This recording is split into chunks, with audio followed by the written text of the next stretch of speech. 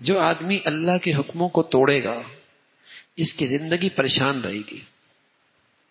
اب کوئی 3 کروڑ کی گاڑی میں بھی آئے گا نا اور نماز نہیں پڑھے گا اور حلال نہیں کھائے گا تو ہمیں پریشان نہیں کرے گی بڑے مزے میں نہیں. ہمیں پتا ہے اندر تڑپ رہا ہے, اس لیے کہ ہمیں قرآن نے بتا دیا کہ اس کی زندگی میں سکون نہیں. ہمیں قرآن نے بتا دیا اس کی زندگی میں سکون نہیں. کوئی ہمیں دھوکہ نہیں دے سکتا, سکون نہیں ہوگا اس کو. تو اب سوچتا ہے پریشانی میں آ جاتا ہے, سوچتا ہی رہتا ہے, سوچ اور ڈپریشن میں چلا جاتا ہے. اور اللہ کے نبی نے کیا بتایا ڈپریشن کا حل؟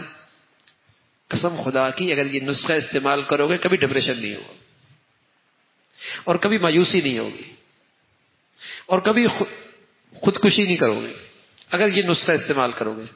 آپ نے فرمایا من جعل ہمہ ہم الآخرہ کفاہ اللہ ہم دنیا.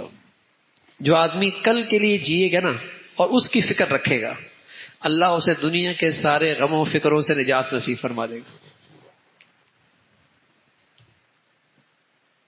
اور جس کو اس کا غم نہیں لگا نا اس کو دنیا کے غم ہی لگے رہے گے, اس کو دنیا کی فکر ہی کھاتی جا رہی ہے. جس کو وہ غم لگا اسے کوئی غم نہیں لگے گا. نبی نے جب کہہ دیا ہے, اس کی مثال سمجھاؤں, آپ لانچ میں بیٹھے ہوں اور آپ کو پتا میں نے جانا ہے. اب بہت ساری چیزیں آپ کو لانچ میں نہیں مل رہی لیکن آپ اپنے آپ کو تسلی دیتے ہیں یار گھر جا کے مل جائے گی نا, گھر جا کے مل جائے گی نا, تو پریشان ہوں گے, تسلی ہو جائے گی.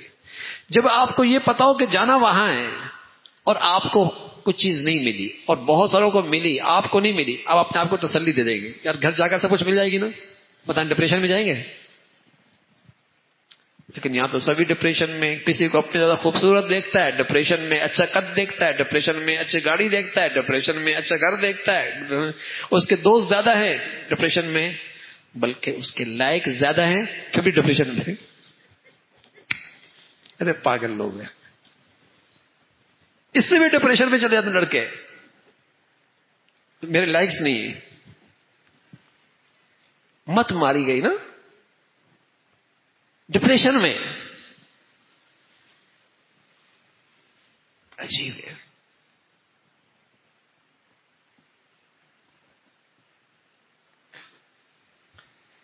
تو اس زندگی کو سامنے رکھے گا خوش رہے گا.